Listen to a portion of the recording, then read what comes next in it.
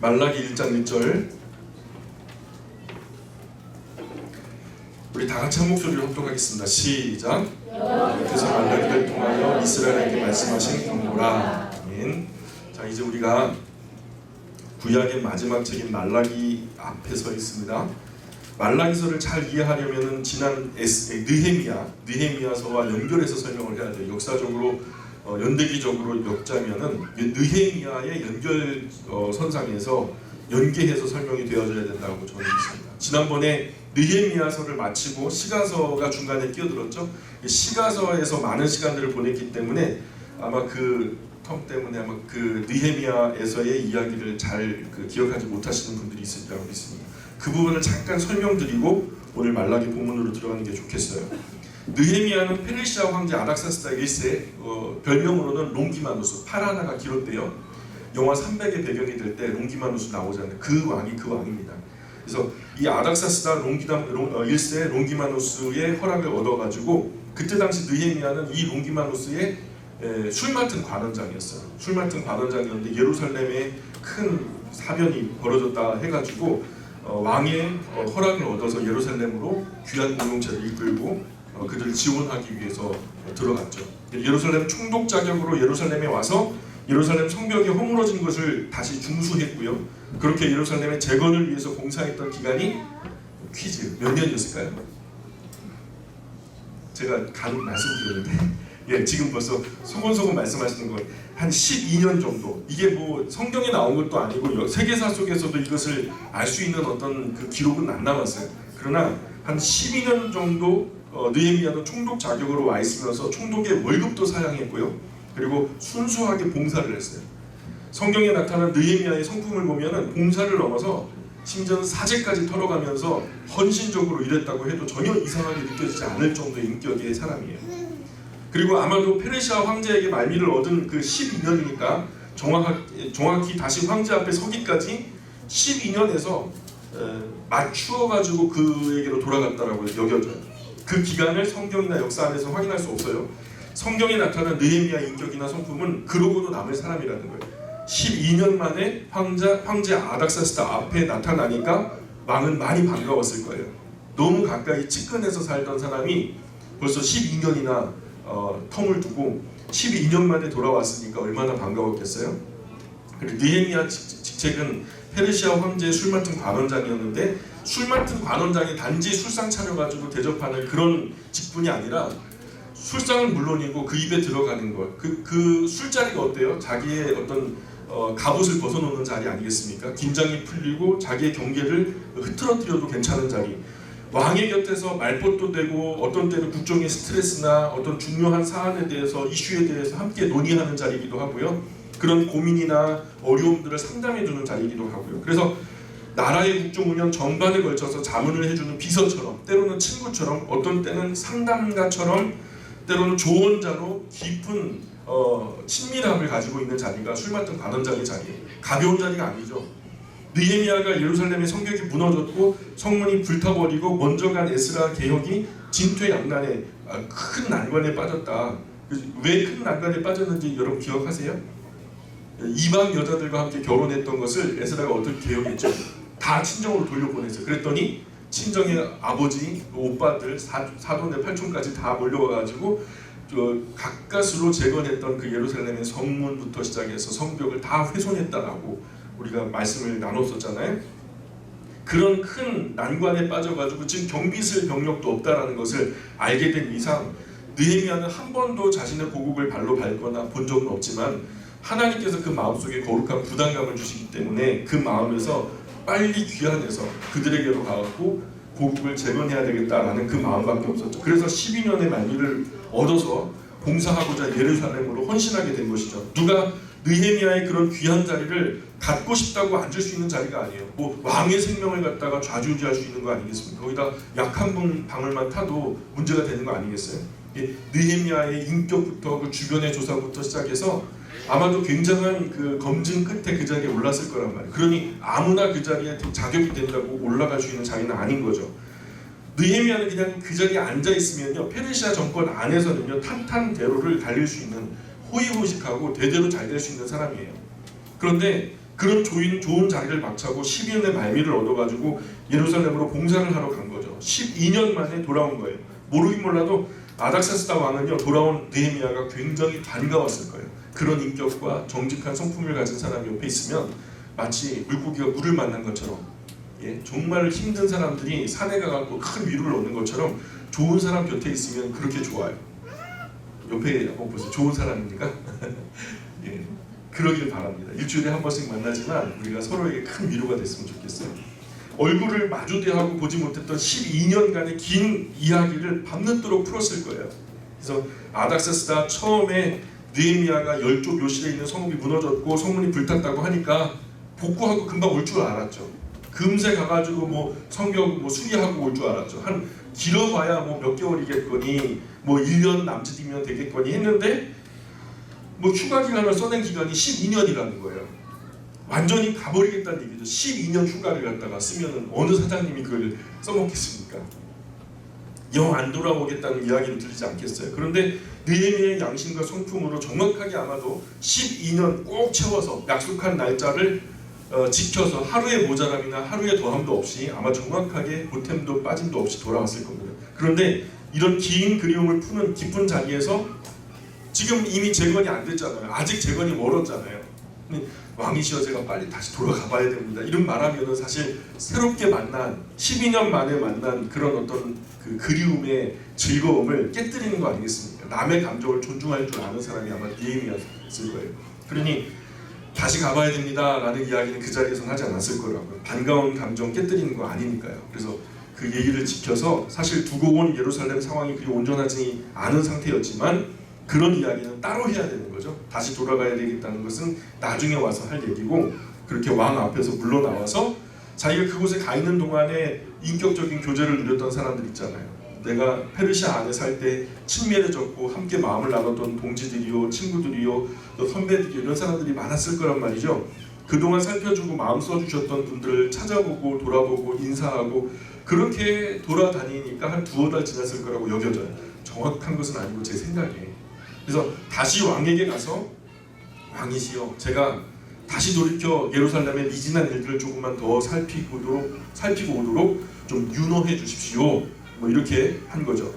왕의 마음이 깊이 섭섭했을 거예요. 모처럼 돌아왔는데 돌아온 얼마 지나지 않아가지고 곧 또 이렇게 돌아가야 한다고 하니까 그저 오랜만에 만난 친한 친구 떠나보내야 하는 아쉬움에 다른 일을 보내려고 하고 또 다른 방법을 모색하려고도 했을 거예요.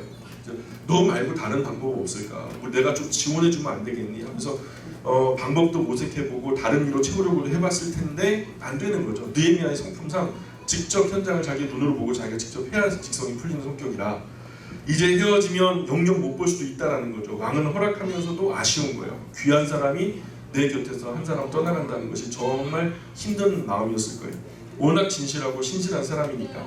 그래서 아마도 느헤미야의 손에다 백지 수표 한 장 안겨주지 않았을까요? 뭐 필요한 대로 다 써라. 국고에서 다 지원할 테니까.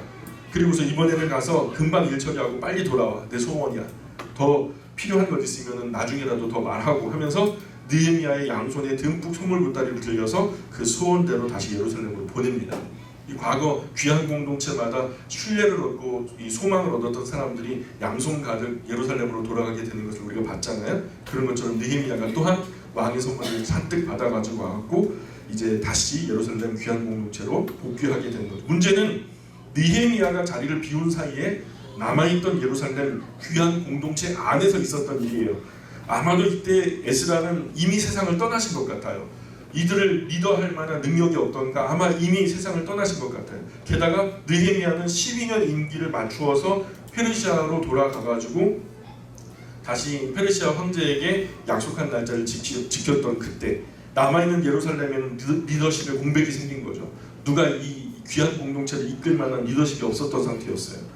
예루살렘의 귀한 공동체는 리더가 없으니까 한편 섭섭하기도 했겠죠. 누가 나를 다스리다가 다스리지 않게 되면은 섭섭하기도 했겠지만 이제는 뭐 나를 갖다 함부로 뭐 이렇게 통제하는 사람이 없으니까 시원하기도 했을 거예요.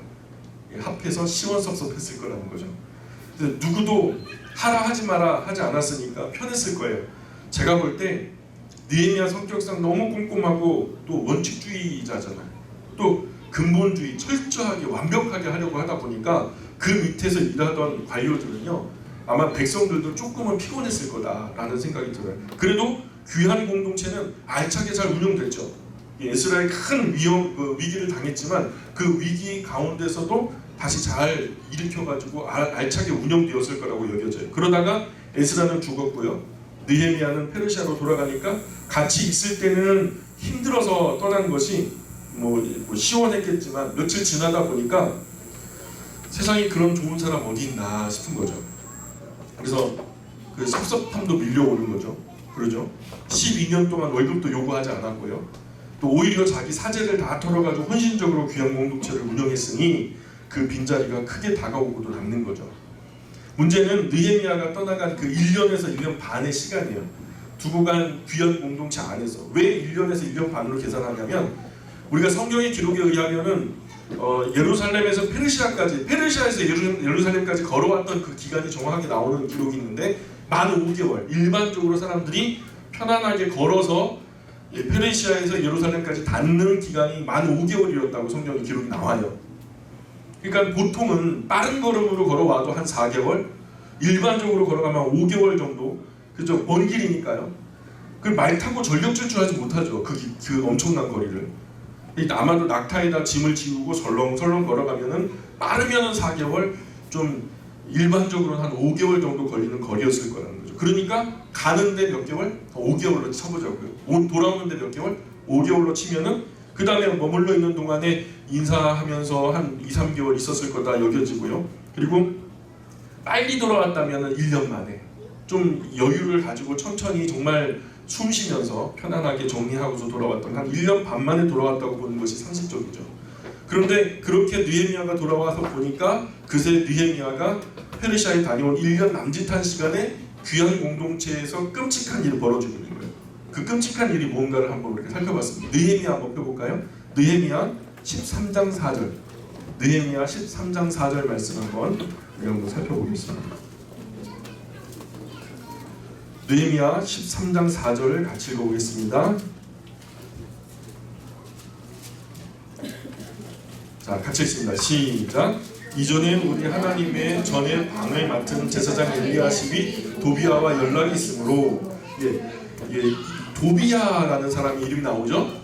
뭐 우리가 엘리야십 같은 경우에는 뭐 느헤미야와 함께 경건한 귀한 공동체를 이끄는 어떤 종교적인 리더였다는 것을 우리가 어렵지 않게 알 수 있는데 이 산발랏, 도비야, 게셈 이런 이들은요 느헤미야가 성벽에 중수할 때 다시 재건하기 위해서 몸부림할 때 옆에서 못하도록 협박하고 공갈하고 중상하고 모략하고 온갖 회방을 다하는 못되고 악한 놈들이거든요. 근데 그런 그들이 제사장 엘리야십과 연락이 있었다. 여러분 연락이 있었다 보세요. 이 말이 카로브라고 하는 히브리 단어로 되어 있는데 이 말이 갖는 의미는 뭐냐면 가깝다, 근친의 또는 친밀한이라는 의미를 갖고 있어요. 근데 그때 당시 문화적인 풍습으로 이런 단어를 활용할 정도면은 어떤 혈연 관계였을 것이다 라고 보는 것이 일반적인 견해입니다. 그래서 아마도 후에 보면은 이 도비야의 손자가 산발랏의 딸과 결혼하게 되거든요. 그것도 연락했다 표현되고 그런 못된 사람끼리 혈연 관계를 맺었는데 경건한 제사장 엘리야십이 그 못된 도비야와 어떤 친밀한 관계, 어떠면 사돈 관계, 어떤 혈연 관계에 맺어졌다라는 것이죠. 그래서 그런 친밀한 관계 때문에 느헤미야 13장 5절 계속 읽어볼게요. 13장 5절입니다. 시작. 도비야를 위하여 한 방을 만들었으니 그 방은 원래 소재들과 유향과 그릇과 또 레위 사람들과 노래하는 자들과 움직이들에게 11조로 주는 물과 새 포도주와 기름과 또 제사장들에게 주는 거제물을 두는 곳이라. 뭔가 먹을 것이 많은 곳이죠. 그래서 그 어려웠던 시절에 먹을 것이 많은 곳이에요. 차지할 것도 많은 곳이 바로 그런 방인데 그런 방을 누구에게 줬냐면 도비야가 차지하고 들어앉게 만든 거예요. 누가요? 제사장 엘리야십이요. 그런 모습을 1년 남짓 페르시아에 다녀온 느헤미야가 보니까 기가 막힐 노릇이에요. 과거 재건할 때는 방해꾼이요 모략꾼이요 온갖 회방을 서슴지 않던 이 사람이 엘리야십하고 그냥 혈연 관계가 되더니 금세 또 그냥 성전 방 하나를 갖다 그것도 굉장히 값진 것을 모아놓는 방 하나를 떡 하고 차지하고 앉아있는 거예요. 기가 막힐 노릇이죠. 느헤미야 13장 6절 계속 읽어보겠습니다. 13장 6절 시작. 그때에는 내가 예루살렘에 있지 아니하였느니라. 바벨론 왕 아닥사스다 32년에 내가 왕에게 나아갔다가 며칠 왕에게 말미를 청하고. 예, 그때는 내가가 누구죠? 여기서 지금 우리가 뭐 읽고 있죠? 느헤미야. 여기서 내가는 느헤미야일 거예요. 느헤미야가 예루살렘에 있지 않았대요. 그럼 어디 있었느냐? 어디 있었어요? 페르시아에. 이 한 절 때문에 앞선 이야기를 제가 드리는 거예요. 왜 이 자리에 이 순간에는 없었는가?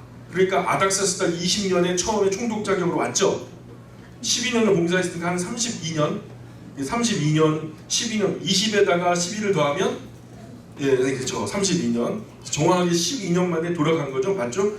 본문에서 며칠이라고 표현했지만은 사실 히브리 문화의 관용적인 표현이에요. 며칠이라는 것이 그냥 진짜 며칠이 아니라 우리나라 말로 저 경상도 분한테 가가지고 어디까지 가야지 거기가 있냐 그랬더니 요 아래 가면 있다고. 제가 키로수를 보니까 12km를 달려가지고 요 아래를 찾았어요. 12km가 요 아래가 12km예요. 요 전에 하는 것도 그러면 요 전에 며칠 전 같잖아요. 근데 한 10년 전 얘기를 갖다 요 전에라고 하고 이 며칠의 우리 개념이 짧은 며칠, 진짜 며칠이 아니라 굉장히 오랜 시간 그런 시간들을 두고 하는 말이죠. 총회에서 어떤 모임이 있어가지고 제가 그때 교회 일이 있어가지고 참석을 못했었는데 참석한 목사님께 다른 목사님들 많이 참석하셨냐 그랬더니 몇 사람 왔다고 그러더라고요. 그래서 기록신문에 나중에 보니까 2,000명이 모였어요. 몇 사람? 2,000명이 몇 사람이에요? 그래서 어쨌든 그런 어떤 관용적인 표현이다라고 보시면 조금 과장이죠. 13장 7절 8절 느헤미야 13장 7절 8절 계속 한번 읽어볼게요. 시작. 예루살렘에 일어나서 엘리야십이 도개가를 위하여 하나님의 적들의 방을 만든 악한 일을 안지라. 내가 심히 근심하여 도리아의 세간을 그 방 밖으로 다 내어던지고. 느헤미야의 모습이 그려져요. 막 던지는 모습.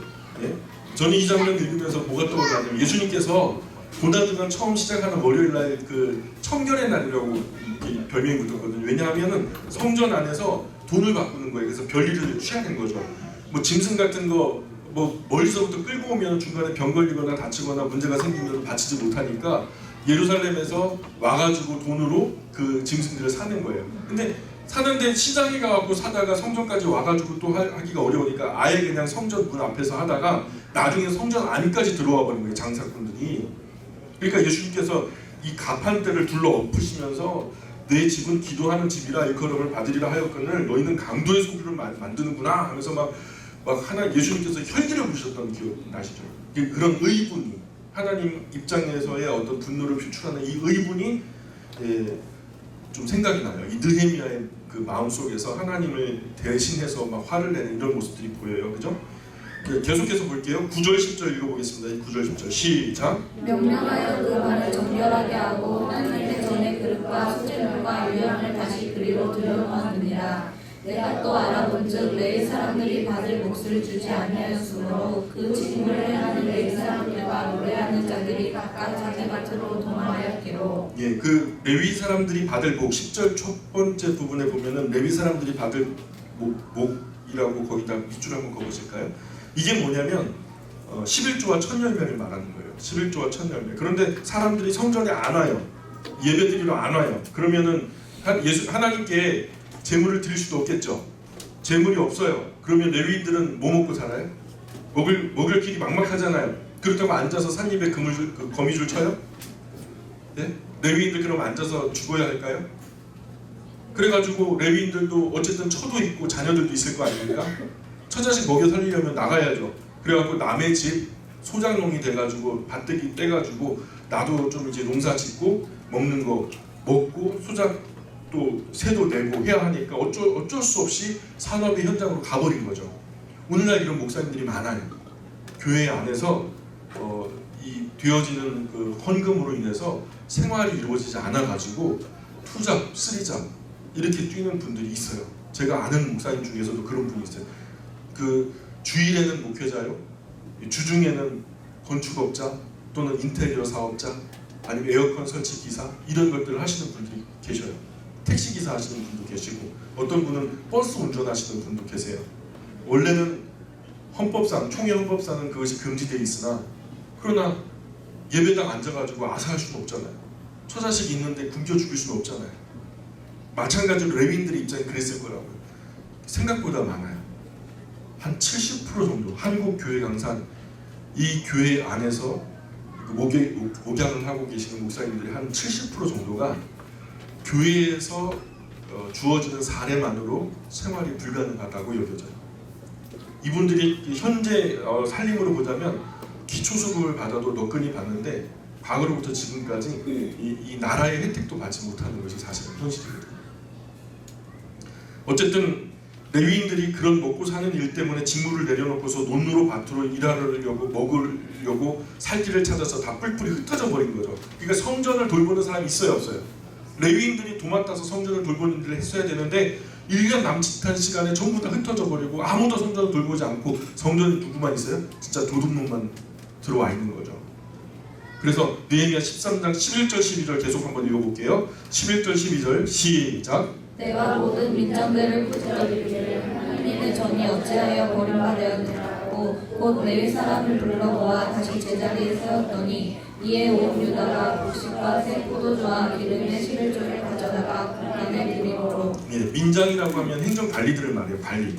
느헤미야가 두고서 그 행정을 위해서 친밀하게 사용했던 그런 어떤 관리들이 그때도 느헤미야가 갔다 올 당시만 해도 계속해서 그 자리를 지키면서 업무를 보고 있었는데 뭐 이렇게 되어진 현상을 보면서 이들이 어떻게 할 수가 없는 거죠. 공무원은 항상 시키는 대로 해야 되잖아요. 그죠? 그러니까 행정 관리들을 모아놓고 막 꾸짖었어요. 느헤미야가 관리들 불러다가 어민문초하고 도대체 너 왜 이러냐. 아무리 그래도 그렇지 집 나간 아니 성전 나간 레위인들 다 집 나간 며느리 잡아와라 그게 아니라 집 나간 레위인들 빨리 잡아와라. 다 데리고 와라. 그리고서 원래 자리에 다 세워요.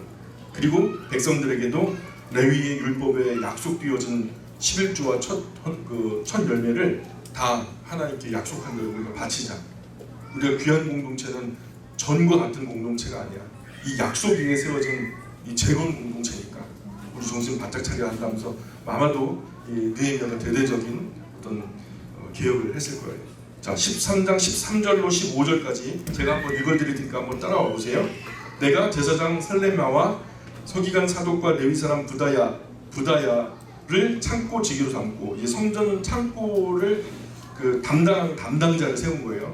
그러니까 굳이 말하자면 성전 창고 총리, 그죠?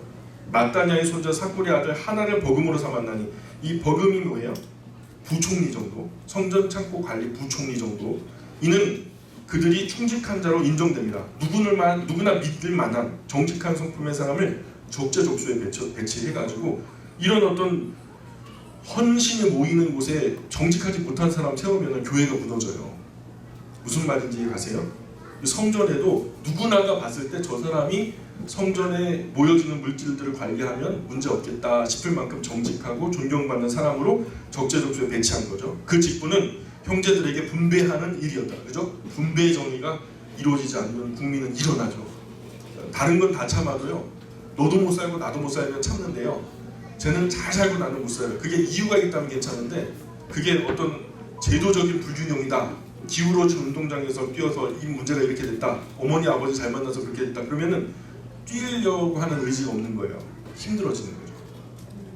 어쨌든 분배의 정의가 잘 이루어지기 위해서 그런 직분들을 세웠고 14절 볼까요? 내 하나님이여 이 일로 말미암아 나를 기억하옵소서.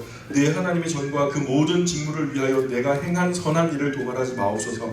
그때에 내가 본즉 유다에서 어떤 사람이 안식일에 술투를 밟고 곡식단을 나귀에 실어 운반하며 포도주와 포도와 무화과와 여러 가지 짐을 지고 안식일에 예루살렘에 들어와 음식물을 팔기로 그날에 내가 경계하였고 금지시켰다는 거예요. 안식일에 성수를 해야 되는데 안식일에도 일을 하고 상거래를 하고 막 그러니까 느헤미야가 말씀의 율례와 법도대로 이것은 안 되는 거야. 우리 귀한 공동체 안에서는 절대로 안 되는 거야.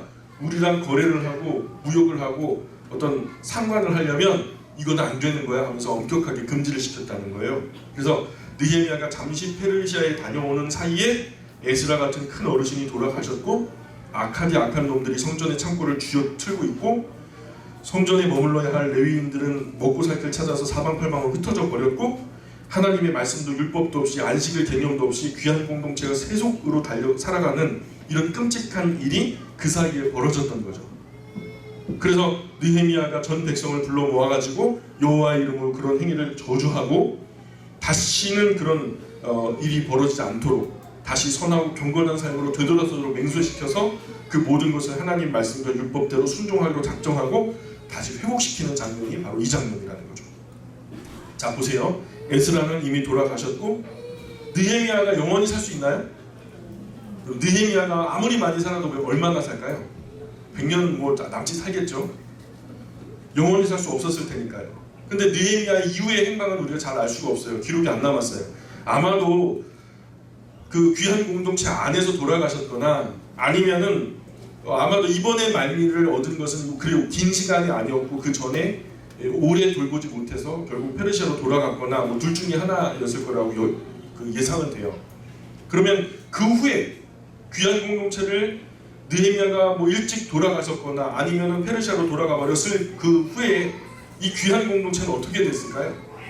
여러분 어떻게 됐을 거라고 예상이 돼요? 예? 예루살렘의 사람들이 신앙생활이 어떻게 됐을까요? 느헤미야가 자리를 비우고 1년 남짓한 시간에 이렇게 망가져 버렸다면 느헤미야가 페르시아든 하늘나라든 어디로 돌아갔었다면 귀한 공동체의 신앙은 완전 무법천지가 되었을 거라고 여겨져요. 이런 상황에서 나타난 선지자가 바로 말라기 선지자야. 지도자가 없었다. 그 누구도 귀한 공동체를 통제하거나 어떤 갱신을 할 수 있는 여지가 없었던 이런 상황에서 하나님이 마지막으로 한 번만 더 소망을 걸고 말라기라고 하는 선지자를 보내셔서 귀한 공동체에게 엄히 경고하시는. 그래서 오늘 1절에 뭐라고 나오죠? 1절 다시 한번 읽어볼까요? 시작. 여호와께서 말라기를 통하여 이스라엘에게 말씀하신 경고라. 그래서 이 느헤미야 이후에 귀한 공동체의 경고와 각성을 위해서 보내진 선지자가 말라기 선지자인데 느헤미야가 돌아왔던 때가 BC 444년경이에요. 거기에서 12년을 빼면은 BC 432년, 그죠? 그래서 432년에서 페르시아에 다녀온 한 1년 남짓, 2년 뭐 이 정도를 빼면 한 430년, 그죠? 이 BC 430년의 일을 지금 우리가 이야기로 들으신 거예요. BC 430년의 일, 그 전후의 일들을 제가 설명을 드린 거예요. 느헤미야가 페르시아에서 돌아와서 귀한 공동체를 다시 일으키고 각성시키고 다르게 하려고 노력했을 거예요. 그런데 그런 노력이 오래가지 못했다라는 거예요. 만일 느헤미야가 페르시아로 다시 돌아가셨다면 이번에는 10년 넘게 머물지는 못했을 거라는 거죠. 다른 경우 느헤미야가 계속 예루살렘에 남아서 귀한 공동체 지도자로 머물렀다 해도 한 30년 충분히 통치했다고 해도 주전 한 400년 전후로 돌아가셨을 거다 이렇게 여겨져요. 이때가 말라기의 배경이 되는 시대. 주전 한 400년 내외의 시간. 말라기의 시대에 귀환한 공동체의 신앙은 다시 완전히 타락해져 버리죠. 하나님께서도 도저히 눈 뜨고 볼 수 없을 정도로 타락해 버려요. 하나님도 이스라엘이 모르고 타락했으면 몰라서 그렇지 하고서 긍휼히 여겨주셨을 거예요. 근데 알고도 타락했다면 그때는 진짜 답이 없는 거예요. 그래서 말라기 선지자를 보내신 거예요. 70년의 특별 과외 수업을 받고서 돌아왔는데 이렇게 타락해버리니까 하나님이 이제 모르고 그러는 건 아니거든요. 70년 바벨론 포로 시절에 유익도 있었어요. 유익한 게 뭐냐? 우리가 다니엘서 공부할 때 나눴지만 바벨론에 잡혀가기 전에 하나님을 알아보지도 못했어요. 누가 진짜 하나님인지, 수많은 우상들 중에서 누가 정말 큰 하나님인지 그것을 알 수 있는 눈이 없었어요. 이스라엘에게는. 온 세상 우상 가운데 누가 참 하나님인지, 수많은 나라 신들 중에 어떤 신이 가장 크신 하나님인지, 여호와가 하나님인지, 바벨론 신이 하나님인지, 아수르가 신인지, 애굽이 신인지, 누가 진짜 참 하나님이고 어떤 하나님이 가장 크신 하나님인지를 몰랐다는 거예요. 그래서 별의 별 신, 달의 달 신 다 섬겼죠. 밀공, 바알, 아스다롯, 몰렉, 케모시 등등 성경에 나타난 것만이에요. 포로로 끌려가기 전에 강점기 와서 예루살렘을 점령하잖아요. 그럼 얘들이 뭔 얘기를 했냐면, 야, 이 나라가 힘이 센가 보다. 우리 여호와 하나님보다 힘이 세니까 이 나라가 지는 거 아니겠어? 그 나라가 이기는 거 아니겠어? 이 나라의 신이 진짜 하나님인가 보다. 이렇게 얘기하면 심지어는 더 나가갖고 자기들이 불순종한 결과로 열국의 침노를 받아갖고 전쟁에 참패하거나 포로로 끌려가게 되면 뭐라고 얘기했냐면, 우리 여호와 하나님은 신들 중에서 제일 힘이 없는 신인가 보다. 아마 그냥 제일 비실비실한 하나님인가 보다. 그래서 자기 조성 예루살렘도 지키지 못하는 거 아니야? 그래서 자기 백성들이 짓밟히고 있는 이 모습을 그냥 보고만 있는 거 아니야? 하면서 하나님을 오히려 더 천대하는 거예요. 그래서 자기를 포로로 끌고 가는 이 나라의 신 더 크고 힘이 센 줄로 착각하면서 그 나라의 신을 섬겨버리는 거죠. 이왕 믿을 거 뭐 그 힘이 센 신을 섬겨야지 뭐 이러면서. 그런데 바벨론 포로 70년 동안 보여주셨던 많은 그 기사들을 통해서 이스라엘이 알게 된 것은 뭐냐면 이거예요. 세상의 모든 우상은 진짜로 아무것도 아니구나.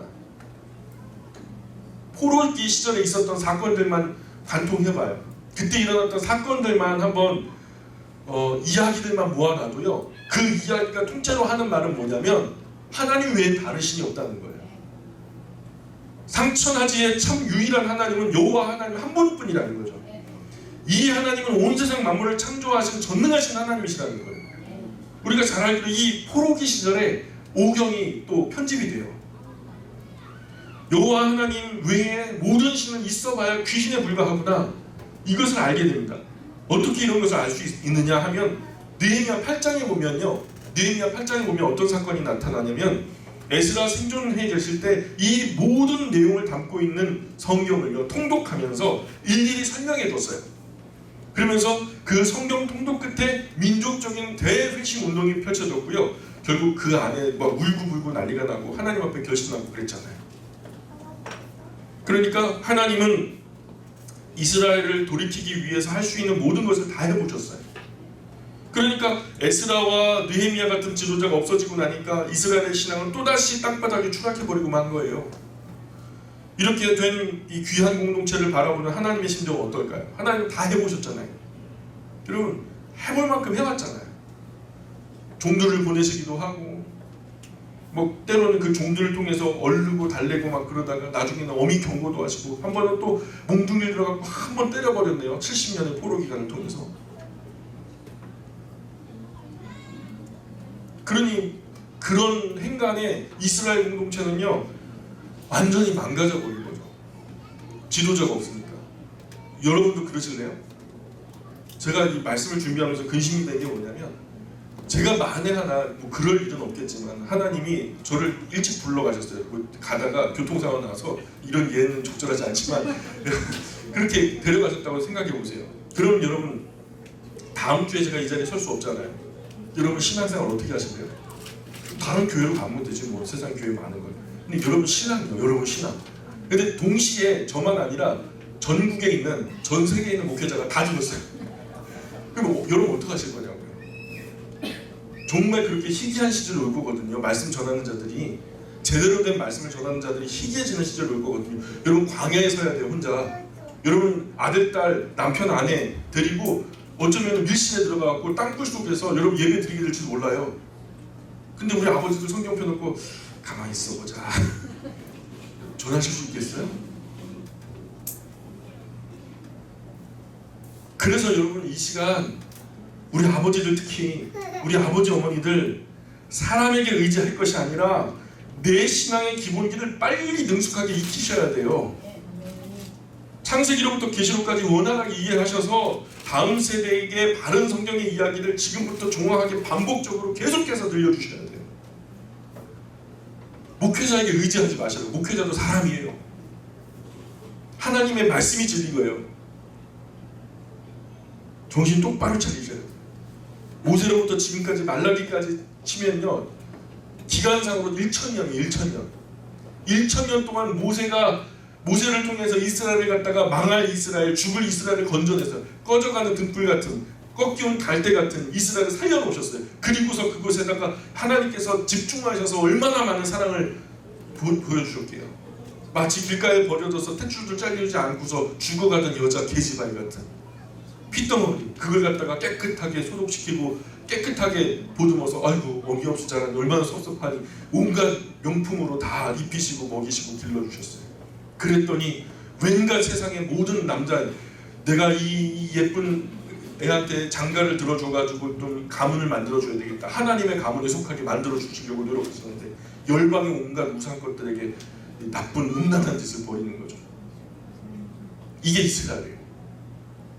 크신 전능하신 창조주 하나님께서 우리 강원도만한 조그만한 이스라엘, 그 이스라엘 한 나라를 교육해서 열방을 하나님께로 인도해 보시려고, 이 이스라엘을 통해서 하나님의 도구 삼아서 열방을 주님께로 돌아오기 위해서 제사장 나라 삼으셨는데, 열방을 고사하고 열방 돌아오는 길을 갖다 막아서지나 말아야지. 그들이 복의 도구인데 차라리 저주의 도구가 됐어요. 이스라엘 때문에 복받은 나라가 많아요, 저주받은 나라가 많아요. 맨 이스라엘 괴롭히니까 하나님께서 또 대신 때려주느라고 열방을 때리긴 한, 그들에게는 저주잖아요. 하나님이 우리를 세상 가운데 복의 근원으로 세우셨어요, 저주의 근원으로 세우셨어요? 우리 맨날 앉아가지고 하나님 쟤도 때려주세요, 쟤도 망하게 해주세요. 그러면은 우리가 저주의 근원이 되는 거예요, 복의 근원이 되는 거예요? 하나님도 그러잖아요. 아브라함을 세우셔서 너를 축복하는 자에게 내가 복을 내려, 너 저주하는 자에게 저주를 내릴 거야. 그러나 온 열방이 너로 인하여 복을 얻을 것이다. 하나님 우리를 향해서 소망하는 건 뭘까요? 복이에요. 열방은 고사하고 열방을 돌이킬 도구인 이스라엘 나라 하나도 1000년을 그 정성과 사랑을 투자하셨지만 열매를 찾지 못하시는 거죠. 신실한 하나님의 종 모세와 12명의 사사, 온전한 종 사무엘, 하나님의 마음에 합한 다윗 왕, 그 참 지혜의 왕 솔로몬, 하나님의 손과 발이 되었던 북왕국 엘리야, 엘리사, 아모스, 호세아, 하나님의 마음을 전했던 남왕국의 이사야, 미가, 학개, 스가랴, 수많은 선지자들이 와서 이적을 베풀고 천지를 진동시키고 울며 불며 외치고 인생을 송두리째 던져가면서 자기 인생 망가뜨려가면서 몸부림쳤지만 이 1000년의 노력이 아무 효과도 없이 결론적으로 이렇게 타락해버리고 마는 거예요. 여러분, 하나님의 참담한 마음이 가세요? 이스라엘 하나님을 갖다 사랑하시려고 그렇게 몸부림치시는 하나님의 마음이 이해가세요? 이게 그 마음이 좀 느껴지세요? 우리가 이런 하나님의 마음을 조금은 느끼면서 말라기 앞에 앉아야 되는 거예요. 이런 상황 모르니까 말라기를 폈다면 크고 작은 교회 할 것 없이 뭐라고 말하냐면 11조 하면 복 받는다, 보수나 진보나 할 것 없이 11조 하면 복 받는다, 농촌이나 도시나 할 것 없이 11조 하면 복 받는다, 말라기를 펼치면 11조 하면 복 받는다는 얘기하는 줄 알아요? 전혀 그거 빼고도 하나님 말라기를 통해서 하고자 하는 말씀이 충분히 드러나거든요. 말라기는 단언컨대 전혀 그런 책이 아닙니다. 사실 말라기의 정서를 제대로 느끼려면 창세기로부터 말라기까지 흘러와야 이해할 수 있는 거예요. 이제 말라기를 펴보세요. 이 말라기서 안에서 나타나는 하나님은 이제 이스라엘과 아예 영원히 관계를 끊어버릴 마음도 있으세요. 여러분, 부부로 치자면 어떤 마음이에요? 이혼하고 싶은 마음인 거예요. 말라기에 나타난 하나님의 정서는 완전히 끝장내자고 이스라엘과 마주앉은 모습이에요. 여러분, 이 말라기는요, 다른 어떤 것보다도 정서를 이해하셔야 돼요. 하나님과 이스라엘이 마주앉은 이 정서, 상황적인, 환경적인 그 여건을 보셔야 돼요. 남자와 여자가 사랑해서 결혼을 했어요. 근데 결혼한 이후로 막 싸워요. 그냥 계속 싸워요. 매일 싸워요. 나중에는요, 너무 사랑해서 결혼했는데 질려버려요. 퇴근해서 아내 얼굴 보기가 무섭고 퇴근하는 남편 얼굴 꼴보기가 싫어요. 그럼 어떻게 해야 돼요? 너무너무 사랑했는데 너무너무 사랑한 만큼 너무너무 미워지기도 하는 거예요. 사실 사랑하지 않는 게 아니에요. 사랑하지 않는 게 아니에요. 사랑을 너무너무 많이 사랑하는데 너무너무 많이 미워지기도 한다는 거예요. 이런 감정이 있을까요? 그게 바로 애증이라는 감정이에요. 사랑하는 만큼 미워지는 거예요. 이런 정서로 말라기 읽어야 돼요. 남편은 하나님, 이스라엘은 아내가 돼가지고 1000년의 처절한 사랑이 눈물임에도 아내가 감흥이 없어요. 보호해주고 일으켜주고 마치 고멜처럼요. 호세아가 그 고멜을 갖다가 다른 남자에게서 돈 주고 사오는 그 남편의 심정이 어떻겠어요? 그런 것처럼 하나님께서 끊임없이 이스라엘을 제자리로 돌려놓고 했는데 계속해서 바람피로 나가는 것이 이스라엘. 도저히 안 되겠으니까 마음을 굳게 먹고 어디 가야죠? 집에서 얘기하면 또 냄비뚜껑, 소뚜껑 난리 나니까 이제는 깨뜨릴 것도 없어요. 하나님께서 어디서 만나냐? 우리 별다방에서 만나. 몇 시에 만나? 별다방에서 만난 거예요. 아내와 남편이 커피잔 앞에 두고서 가만히 만지작만지작 아무 뭐 얘기도 없죠. 할 말이 어디 있어요. 그래도 얘기는 먼저 해야 되겠기에 하나님께서 먼저 운을 떼시면서 하시는 말씀이 바로 말라기의 이야기예요. 이제 여기서도 말이 잘 되지 않으면 어떻게 돼요? 그야말로 여기서조차 대화가 안 되면 끝이라는 심정으로 마지막 대화가 시작되는 거예요. 말라기 1장 펴보세요. 1절입니다. 여호와께서 말라기를 통하여 이스라엘에게 말씀하신 경고라. 이 주제를 펼치고 있죠. 계속 읽어볼게요. 2절입니다. 여호와께서 이르시되 누가 말씀하시는 거예요? 하나님, 내가 너희를 사랑하였노라. 하나, 너희는 이르기를 주께서 어떻게 우리를 사랑하셨나이까? 그런 거예요. 나 여호와가 말하노라. 에서는 야곱의 형이 아니냐. 그러나 내가 야곱을 사랑하였고 에서는 미워하였으며 그의 산들을 황폐하게 하였고 그의 산업을 광야 이리들에게 넘겼노라. 하나님이 내가 너희를 사랑하였노라. 남편이 말하는 거예요. 여보, 나 만나서 그리 행복하지 않았다는 거 내가 잘 알아. 근데 여보, 이거 하나만 알아줘. 내가 정말 당신을 진심으로 사랑했어. 그랬더니 아내가 뭐라고 말하냐면 주께서 어떻게 우리를 사랑하셨나이까? 그러잖아요. 어이구, 말이라고 다시 씹어뱉은 말인가? 당신을 사랑한다고? 언제, 어떻게, 언제, 몇월, 며칠, 몇 시, 몇 초 따지는 거죠. 어이구, 꼴의 남자라고. 근데 당신이 어떻게 날 사랑했는데 말해봐. 입 있으면 말해봐. 따지고 듣는 거죠. 이 말에 할 말을 읽고서 하나님이 마음을 추스르면서 하셨던 말이 이것만. 에서는 야곱의 형이 아니냐. 그러나 내가 야곱을 사랑하였고 에서는 미워하였어. 그의 산들을 황폐하게 하고 그의 산업을 광야 이들에게 넘겼느냐. 무슨 의미냐면 내가 숱한 다른 사람을 선택할 수도 있었지만 나는 당신을 선택했어. 그리고 당신만을 사랑하기로 작정했어. 그렇게 당신만을 사랑했고 당신에게 풍요를 주었고 안전하게 해주었고 다른 집안 봐. 그들은 미움받고 황폐하고 소중한 것들 다 빼앗기고 지금 비참해져 있지만 당신은 아니잖아. 그러죠? 하나님 이스라엘을 깊이 사랑하셨어요. 그런데 결과적으로 맨날 잘못했고 결과적으로 맨날 얻어 터졌죠. 이스라엘은. 왜요? 불순종하니까. 그런데 에서 자손은 그리 신경 쓰지 않으신 것 같아요. 잘못하니까요. 오래 참으신 게 아니고 한 방에 보내버리죠. 맞아요? 역사적으로 그들은 한 방에 보내갖고 지구상에서 없어져 버렸어요. 근데 이스라엘은 한 방이 아니라 1000년을 때리시는 거예요. 돌아와, 돌아와. 말 안 들으니까 어떤 면에서는 에서 자손은 별로 맞은 기억이 없어요. 그냥 하루아침에 당했지. 반면에 이스라엘 백성은 1000년을 얻어맞았어요. 때문에 사랑받은 기억은 없고 맞은 기억만 나요. 자기가 불순종한 기억은 없고 불순종해서 맞은 기억만 가득한 거죠. 그러면서 또 하나님은 그래도 사랑했대. 때려놓고. 혹시 그런 집 없어요? 예? 사랑해서 때리는 거다. 맨날 주업해놓고 사랑해. 그래 봐요. 누가 믿어주나. 여러분, 하나님은 때리셔도 사람은 때리면 안 돼요. 하나님은 때리셔도 괜찮아요. 하나님은 죽이셔도 괜찮아요. 생사 여탈권을 가지시고 계시는 분이 하나님이세요. 근데 우리 사람은 절대로 안 해요. 안 돼요. 아내나 남편 때리면 안 돼요. 아내도 더더욱이 때리면 안 되지만 남편도 때리면 안 돼요. 제발 남편 때리지 마세요. 불쌍한 사람들이야. 잘 보호해 주세요. 이번에도 베트남 안에 그 때렸던 사건 때문에 사회적인 큰 문제가 됐잖아요. 절대로 때리면 안 돼요. 창세기부터 계속 살펴왔으니까 우리가 잘 알잖아요. 하나님 이스라엘을 사랑했어요, 안 했어요? 그럼 입 있으면 말해보세요. 하나님이 이스라엘 사랑했어요, 안 했어요? 사람을 때리는 거예요. 하나님 몰라도 사람은 절대로 때리면 안 돼요. 돌멩이도 때리면 안 돼요. 돌멩이도 손만 아파요. 꽃으로도 때리지 말아요. 아이들의 훈계와 교훈을 위해서 초단은 몰라도 부부간의 폭력 행사는 절대로 안 돼요. 하나님 용납 안 하세요. 합리화될 수 없어요. 하나님 제일 미워하는 거예요. 그 폭력을 가리려고 하는 것들. 하나님 그거 진짜 싫어하시거든요. 먹는 거 안에 막 돌아가지고 막 감추고 다니고 막 스카프하고 다니고 모자 쓰고 다니고 이게 뭐예요?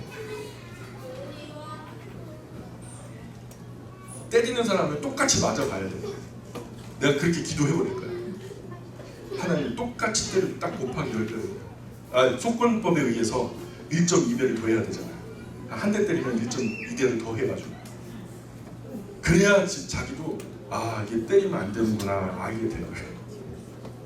우리가 바로 지난 주일에 아가서를 살펴보았지만 사람이 사랑한다는 것이 절대로 쉽지 않은 것 같아요. 사랑하는 것도 쉽지 않고 사랑받는 것도 쉽지 않은 것 같아요. 사랑 안에 행복도 있고 사실 불행도 있어요. 사랑하기 때문에 사실 불행한 거거든요. 사실 모세로부터 천년이지 아브라함부터 생각해봐요. 아니 에덴부터 사랑하신 거 생각해보면 하나님 앞에 우리는 그야말로 진짜 그 사랑 감당 못하여 눈물만 흘릴 뿐이죠. 쉽지 않은 일이에요. 하나님이 사랑이 모자라서 우리의 사랑을 구걸하시는 분이 아니에요. 사랑을 받는 우리가 받을 줄 모르고 받을 준비도 안 되니까 어려움이 있으신 거예요. 하나님 우리를 사랑하기로 작정하셨거든요. 사랑하지 못하는 것도 병이지만 사랑받을 줄 모르는 것도 병이거든요.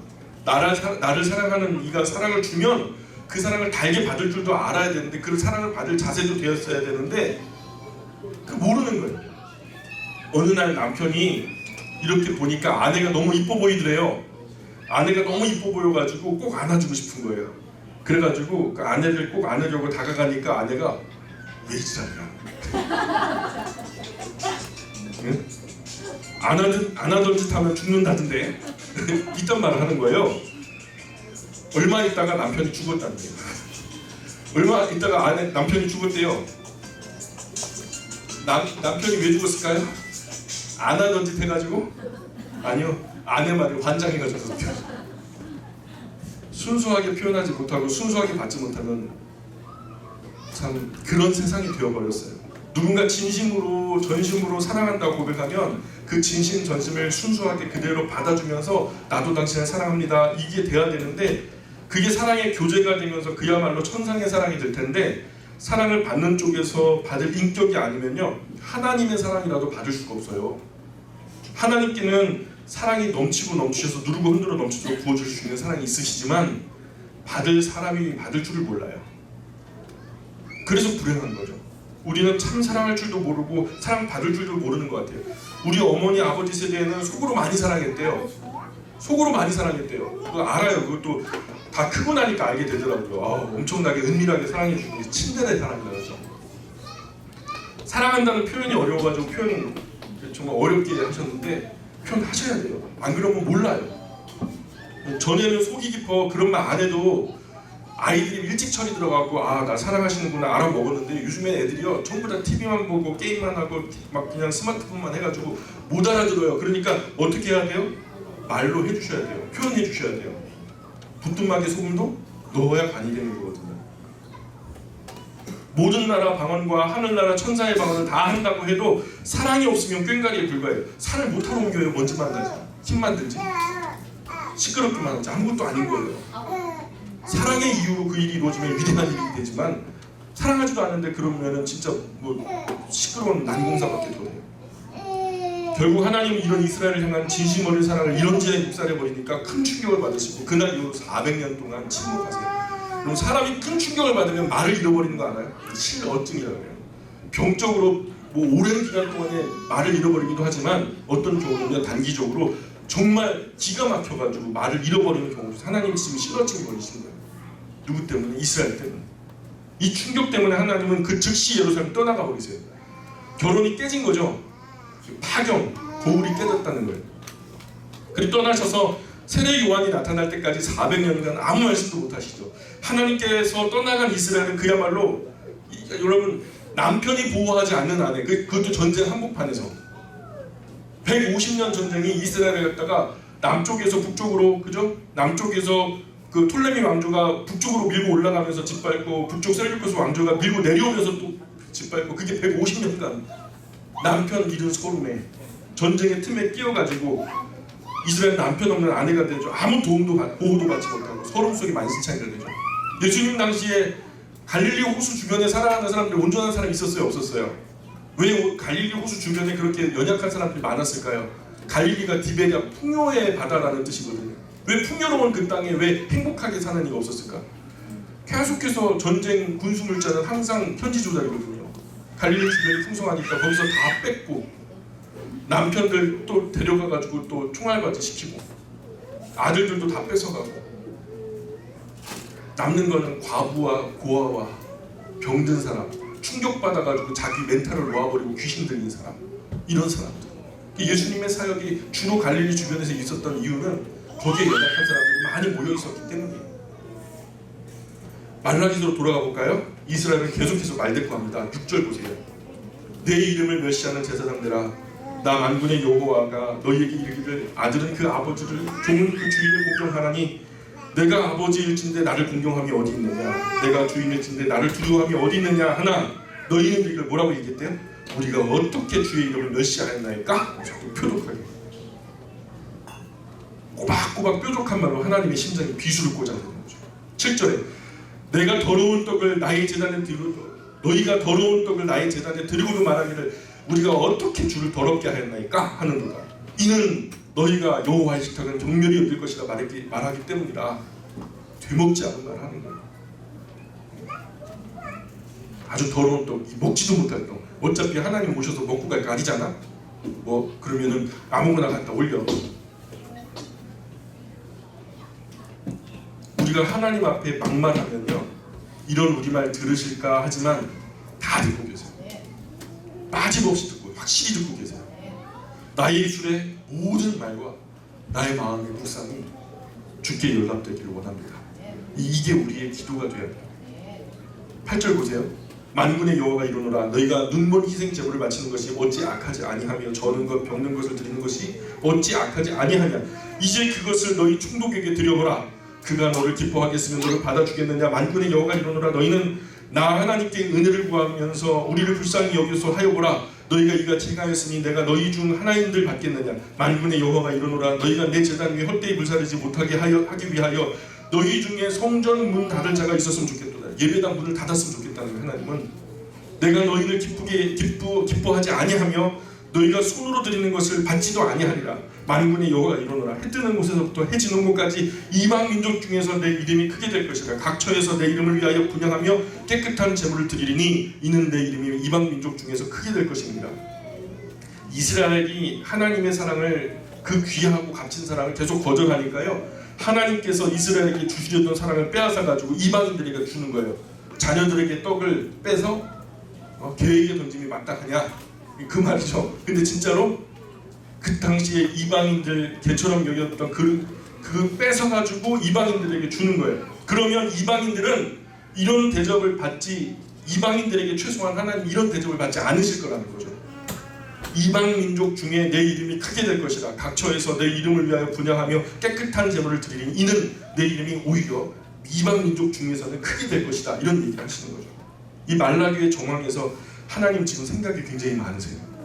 불과 얼마 전 요나 선지자가 아수르 수도 니느웨에 가가지고 열정도 없었어요. 마음도 없었어요. 일주일을 다녀도 모자라는 그 성읍에 그냥 하루만, 단 하루 개떡같이 전했는데 그들이 회개하는 거 보셨어요.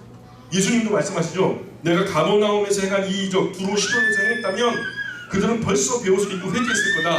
내가 고라신 베세다에서 행한 이 이적을 소돔과 고모라에서 행했다면, 그렇게 전도했더라면 지금까지 그 성은 남아있을 거다, 건재했을 거다, 이런 말씀하시잖아요. 이방인보다 이스라엘이 오히려 더 속을 썩이는 것을 참으시면서 천년의 세월을 그 사랑 하나로 버티셨어요. 근데 이제 하는 말이 언제 우리를 사랑하셨어요? 하나님 그 헛헛한 마음 누가 달래줘? 내가 만일 오히려 너희에게 주었던 이런 사랑을 이방인들 가운데 부어주었더라면 그들 가운데 내 이름이 크게 되었을 거야 라고 말씀하시는 거죠. 이 누추한 오산에서도 알아먹는데, 그죠? 성경 땅 한가운데서 알아먹지 못하고 듣지 못하니 어쩌란 말이에요. 이스라엘은 지금 현재도 철딱선이 없어갖고 그 말을 못 알아들어요. 사실 창세기부터 요한계시록까지 하나님 우리를 어떻게 사랑하셨는지 그것이 믿어지는 것이 믿음이거든요. 하나님 한 분이신 줄 믿습니까? 좋아요. 귀신도 그것을 믿어요. 믿고 떠나요.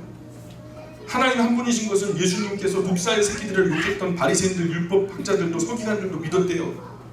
11조 안식일 등등 율법으로 하자면 누가 바리새인보다 더 잘 지킬 수 있겠어요. 그런데 예수님이 그들을 향해서 이 독사의 자식들아 너희가 어떻게 지옥의 판결을 면하겠느냐 노여워하셨어요. 왜 그러셨을까요? 왜 그러셨을까요?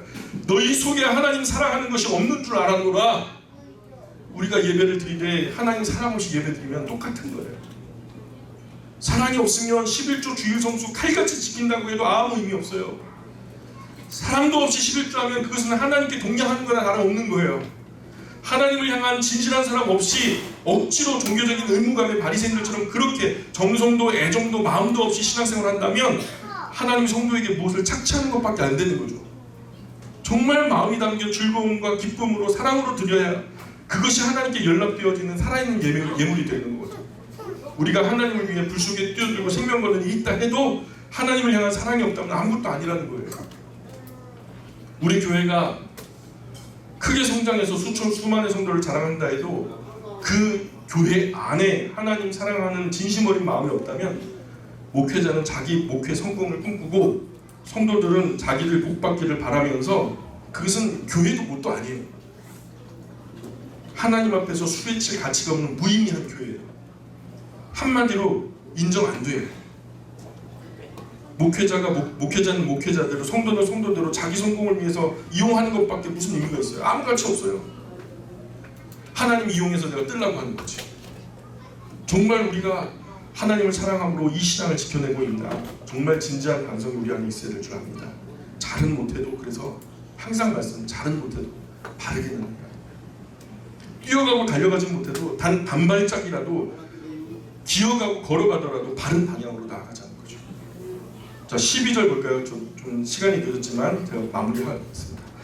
12절, 그러나 너희는 말하기를 여호와의 식탁은 더러워졌고 그 위에 있는 과일 곧 먹을 것은 경배히 여길 것이다 하여 내 이름을 더럽히는도다. 만군의 여호와가 이르노라. 너희가 또 말하기를 이 일이 얼마나 번거로운고 하면서 코웃음치고 훔친 물건과 저는 것 병든 것을 가져왔는데 너희가 이같이 봉헌물을 가져오니 내가 그것을 너희 손에 받겠느냐. 이는 여호와의 말이라. 짐승떼 가운데 수컷이 있거늘 그 서원하는 일에 흠이 있는 것으로 속여 내게 드리는 자는 저주를 받으리니 나는 큰 임금이요 내 이름은 이방 민족 중에 두려워하는 것이 될 것이 만군의 여호와의 말이라. 나는 너희한테 그런 푸대접 받을 만한 존재가 아니야. 백성은 백성대로 주께서 어떻게 우리를 사랑하셨나이까 하고, 제사장은 우리가 어떻게 주의 이름을 멸시했나요 하고, 아이고 예배 자리에 나와서 아이고 번거로워 죽겠어, 오늘 또 주일이야, 또 나가야 돼. 2장 17절 나중에 보면 2장에도 보면 우리가 어떻게 여호와를 괴롭혔나요 하면서 막 또 주일이야, 진짜 짜증나, 번거로워 죽겠어, 아주 일주일에 하루도 쉬는 날인데 교회 나가다가 쉬지도 못하고 또 목사 떠드는 소리 1시간 내내 들어야 해. 아이고 세상에, 오늘 뭐 딴짓할 거 없나, 좀 가져가야 되겠는데 뭐 게임이라도 할까? 참 또 헌금 내야 돼. 야야야 다 모아봐. 교회 끈든지 하지 오늘 돈 없어가지고. 오늘 저녁 영화 볼 거 빼고 패밀리 레스토랑 가갖고 그거 쓸 거 빼고 여행 갈 돈 남기고 남은 잔돈 좀 모아봐봐. 얼마 있어? 아이고 피곤해, 번거로워 죽겠어. 그냥 하나로 모아. 여러분 하나님 사랑하세요? 우리가 말라기 앞에 서 있습니다. 우리가 정말로 하나님을 사랑하는 그런 교회가 되었으면 좋겠습니다. 기도하겠습니다. 하나님 아버지, 사실 하나님의 그 깊고 크신 사랑을 알아보지 못하는 것은 말라기 이스라엘이나 이 자리에 우리나 매한 가지입니다. 하나님께서 이스라엘을 향해 천년의 귀한 사랑을 쏟으셨지만 그들이 하나님의 사랑을 깨닫지도 느끼지도 알지도 못했던 것처럼 저희도 그들보다 낫다고 말할 수 없는 무교막심한 처지입니다. 하나님 용서해 주십시오. 하나님의 마음을 심히도 아프게 해드려 너무 죄송합니다. 많이 늦었지만 이제라도 하나님의 사랑이 응하여서 말라기 이스라엘과는 다르게 그 사랑에 감사하여 그 남은 생에 하나님과 깊은 사랑을 교제하며 그 아름다운 사랑을 이루며 살아갈 수 있도록 인도하시고 도와주옵소서. 하나님을 사랑하는 이 일이 더 이상 번거롭지 않게 하시고 하나님의 이름을 멸시하지도 않게 하여 주옵소서. 하나님이 언제 우리를 사랑했냐고도 반항하지도 않게 해주시고 하나님을 괴롭게 해드리고 언제 우리가 그랬냐고 발뺌하지도 않게 하여 주옵소서. 다만 하나님 놀라운 사랑, 깊이 감격하여 그 사랑에 비친 자로 남은 평생에 하나님과 깊은 교제를 이루며 살아갈 수 있도록 도와주시고 인도하여 주옵소서. 이제 우리 입장 그만 내세우고 이제는 하나님 입장 헤아려 볼 줄 아는 철전 하나님의 자녀들이 되었으면 좋겠습니다. 하나님의 그 마음과 상처를 생각할 수 있는 성숙한 자녀가 될 수 있도록 인도하여 주옵소서. 예수님 거룩하신 이름 의지하여 기도합니다. 아멘.